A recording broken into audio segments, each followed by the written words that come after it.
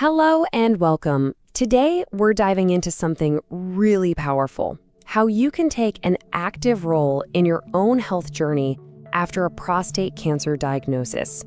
We're going to build a real-world action plan using two of the best tools you have, your fork and your sneakers. So let's just ask the question head on. Can these things really make a difference? Can diet and exercise actually matter?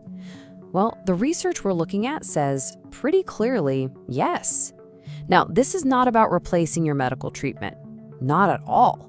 It's about creating the healthiest possible environment inside your own body to help that treatment do its job. So what kind of difference are we really talking about? Well, look at this number. It comes from a really important study. Researchers were tracking something called PSA doubling time, which is basically a way of measuring how quickly the cancer might be progressing. In the group that didn't make any lifestyle changes, that time was under a year, just 11.9 months. But for the men who really dove into diet and exercise changes, that time stretched out to over 9 years. That's a huge difference, and it shows that your daily choices can have a real biological impact. Okay, so our first pillar is what's on your plate. And just to be clear, we're not talking about some extreme, miserable diet. This is all about building a strong, plant-powered foundation for your health, one meal at a time. Think of this as your basic blueprint. It's super simple. For any meal, just picture your plate. You want to fill half of it or even a little more with vegetables and fruits. Then a quarter of it should be a lean protein. The last quarter, that's for whole grains or starchy veggies, like a sweet potato. And hey, don't forget to add in some healthy fat, like a splash of olive oil or some avocado. This isn't a fad diet, it's just a really solid way to eat for life. Now, within that healthy plate, some foods are absolute superstars. Take cruciferous veggies like broccoli. They've got a compound called sulforaphane that research suggests helps our bodies fight off cancer cells. Onions and garlic do something similar. And cooked tomatoes, they're packed with lycopene. And here's a pro tip. Your body absorbs it best with a little healthy fat. So tomato sauce made with olive oil, a perfect combo. The idea is to just weave these powerhouse foods into your meals as often as you can. To make things even simpler, you can think of it like this little cheat sheet. On the left, you've got the stuff you want to build your meals around. Plant proteins, healthy fats, all those colorful veggies. On the right are the things you want to limit. Why?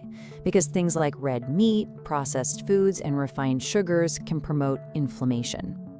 The most powerful move you can make here is just a simple swap. Instead of something from the right column, just pick something from the left. Easy. Okay, a quick but important note on dairy and calcium. The research we're looking at suggests that a high intake of dairy, particularly the high-fat kind, might not be the best idea. Now, calcium is absolutely vital, especially during certain treatments when you need to protect your bones. But the recommendation is to shoot for that 800 to 1200 milligram range from plant sources. Think leafy greens, beans, things like that, instead of relying on high-dose supplements or a ton of dairy. Eating more fruits and veggies is priority number one, period. But if you're thinking about pesticides and your budget, this is a fantastic tool. The Dirty Dozen are the types of produce that tend to have the most pesticide residue. So if you can, it's a good idea to buy those organic. On the other hand, the Clean 15 have the least, so you can feel pretty good about buying the conventional versions. It's just a smart way to shop. All right, let's switch gears to our second pillar, your moves. Getting active isn't just about weight. It's a hugely powerful tool for improving your energy, your mood, and for building back muscle and bone mass, which can sometimes take a hit during treatment. It's really about building resilience. So here are the weekly goals laid out by the experts. For your cardio, you're aiming for at least 150 minutes of moderate activity. That's just a brisk 30-minute walk 5 days a week. If you want to go harder, you can do 75 minutes of vigorous activity instead. Then, on top of that, you'll want to get in at least 2 sessions of resistance or strength training to work all your major muscles. Now, if exercise is new for you, starting safely is everything. First step always is to talk to your doctor. Then just start slow. Even 10 minutes is a great start. Build from there, and a 5-minute warm-up and cool down are absolutely non-negotiable. Most important of all, listen to your body. You want it to feel challenging, sure, but it should never, ever feel painful. So how do you know if you're in that moderate or vigorous zone without any fancy gadgets? Just use the talk test. It's a great little trick. If you're doing moderate exercise, you can still chat and talk in full sentences. If you're in that vigorous zone, you'll only be able to get a few words out before you have to gasp for breath. Simple, right? Another awesome tool is the RPE scale, which stands for Rating of Perceived Exertion. You just rate how hard you feel like you're working on a scale of 0 to 10. For most of your workouts, you want to be aiming for that 6 to 8 range. What feels somewhat hard to hard. The great thing is, it's your personal scale, so it automatically adjusts to how you're feeling on any given day. Okay, we've got our 2 main pillars, diet and exercise. Now, let's get into a couple of really important details, the kind of nuances that make this whole plan safe and even more effective. This right here is a core principle from all the research. And you might wonder why.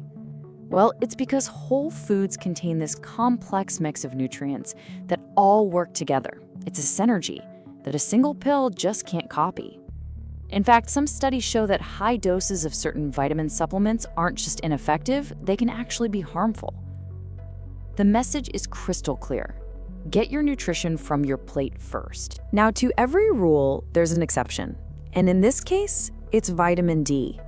It's really tough to get enough from food. Our bodies mostly make it from sun, and it's so important for bone health, especially if you're on androgen deprivation therapy. So here's your action item. Next time you see your doctor, ask for a simple blood test to check your vitamin D level. Based on those results, a supplement might be exactly what you need. We've been talking about listening to your body, and this slide shows you exactly what we mean. These are red flags. These are not signs to push through. If you feel any of this, chest pain, dizziness, sudden shortness of breath, you stop what you're doing immediately and you check in with your doctor. Your safety always comes first. Okay, we've covered the what to do and the why it works. Now for the most important part of all, how do you actually make it happen? How do you make it stick? Because knowing this stuff is great, but taking action is what really changes things. The best way to turn intentions into action is to use something called SMART goals. It's a framework that takes a vague idea like, I'm gonna eat better, and turns it into a real plan. Your goal needs to be specific, measurable, attainable, relevant to you, and timely. And here's what that looks like in the real world. See how clear this is? It's specific, brisk walking. It's measurable, 30 minutes 3 times. It's attainable, it's not climbing Mount Everest. It's relevant, it hits your exercise goal. And it's timely, this week. You can do the exact same thing for your diet. Something like, this week I'm going to add a cup of broccoli to my dinner on Tuesday and Thursday. That's a plan you can actually follow. And really, this brings us to the final, most important point. This isn't about a massive overnight life change. Remember that 9-year number from the beginning. That wasn't built in a day. It was built one meal at a time, one walk at a time. The real power is in starting small and just being consistent. Your journey starts with the very next choice you make. So the only question left is, what will your next meal be? And what will your next walk be?